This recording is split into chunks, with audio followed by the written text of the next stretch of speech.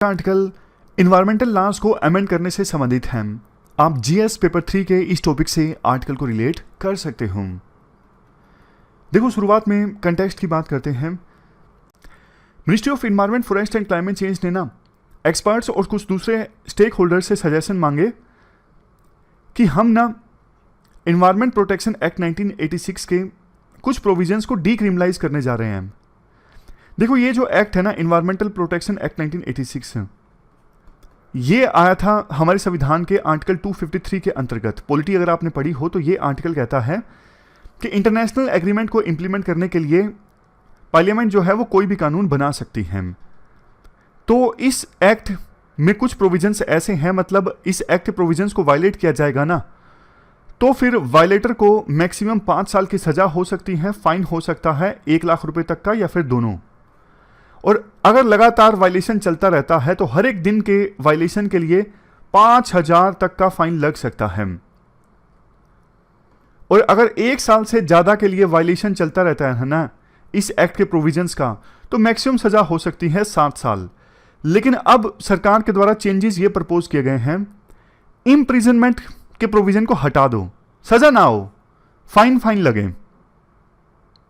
लेकिन अगर इस एक्ट के प्रोविजंस को इस प्रकार से वायलेट किया जाता है कि लोगों की लाइफ जो है वो खतरे में आ जाती है या फिर इंजरी होती है, तो फिर एक्शन लिया जाएगा उस वायलेटर पर आईपीसी के तहत।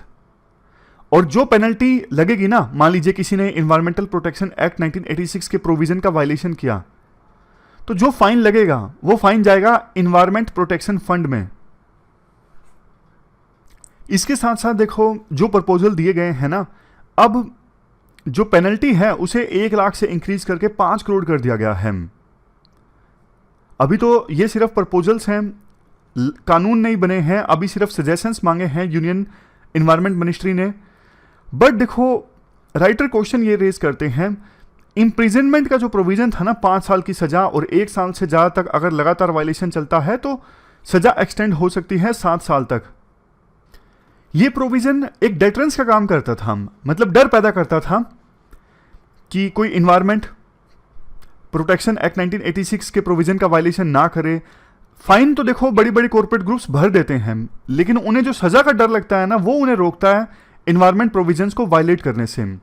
हालांकि जो अमेंडमेंट्स प्रपोज हुए हैं ना, वो इनके लिए नहीं है, फॉरेस्ट का डिस्ट्रक्शन, वाइल्ड लाइफ का डिस्ट्रक्शन, क्योंकि ज्यादातर क्राइम इन्हीं से संबंधित होते हैं। ये तो इनके लिए तो पहले जो प्रोविजंस थे वही लागू रहेंगे। वैसे तो दूसरे देशों में भी इन्वायरमेंटल क्राइम के लिए फाइन सबसे कॉमन मोड ऑफ पनिशमेंट है, लेकिन इंडिया में दिक्कत यह है, ये जो इन्वायरमेंटल क्राइम के बाद केस चलता है ना, लंबे लंबे सालों तक चलते रहते हैं। Centre for science and environment के अनुसार इंडियन कोर्ट्स में ना इन्वायरमेंटल वायलेशंस का जो बैकलॉग है ना, उसके लिए 9 से लेकर 33 साल लगेंगे उन बैकलॉग को कवर करने के लिए, क्लियर करने के लिए। बैकलॉग बढ़ता जा रहा है। 2018 से अगर शुरुआत करें, उस समय 45,000 इन्वायरमेंटल केसेस पेंडिंग थे रिड्रेसल के लिए, और बट साल खत्म होते होते 35,000 केसेस और ऐड हो गए। देखो, सिर्फ फाइन लगेगा तो हो सकता है कि केसेस शायद जल्दी रिड्रेस हों, बट फिर फाइन के अगेंस्ट अपील्स भी ज्यादा फाइल होंगी। और वही बात, जो इम्प्रिजनमेंट का डर है ना, वो रोकता है बहुत से कॉर्पोरेट ग्रुप के लोगों को इन्वायरमेंटल प्रोटेक्शन एक्ट 1986 का वायलेशन करने से। फाइन से उन्हें डर नहीं लगता, सजा से लगता है। एसेंस यही है इस पूरे आर्टिकल का।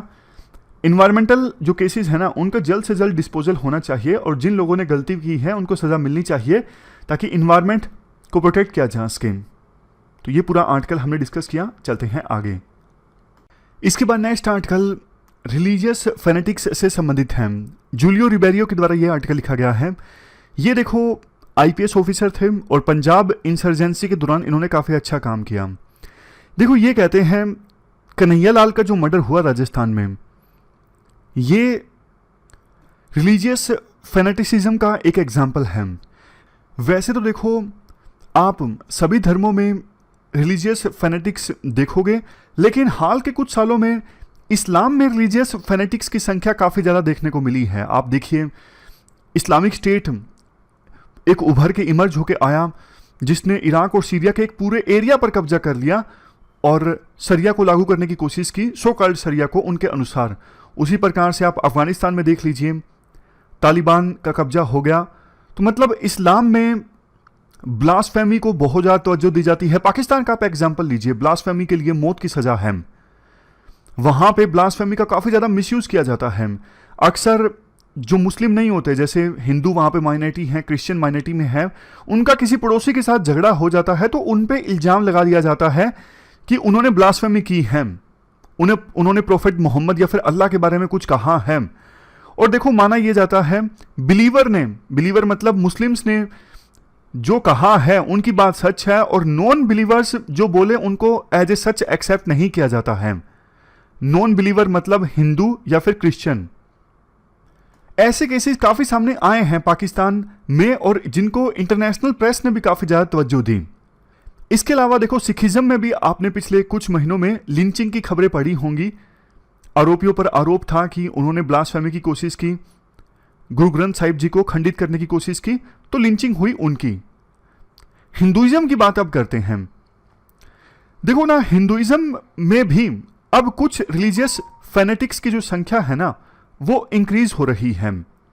उसका रीजन ये है, मतलब सोशल मीडिया पर आपने भी देखा होगा, एक बड़ा वर्ग, इवन वीडियोस में कमेंट्स में आप देखते हो, कुछ लोग बहुत ज्यादा बुरा भला कहते हैं दूसरे धर्म के रिलीजियस फैनेटिक्स को।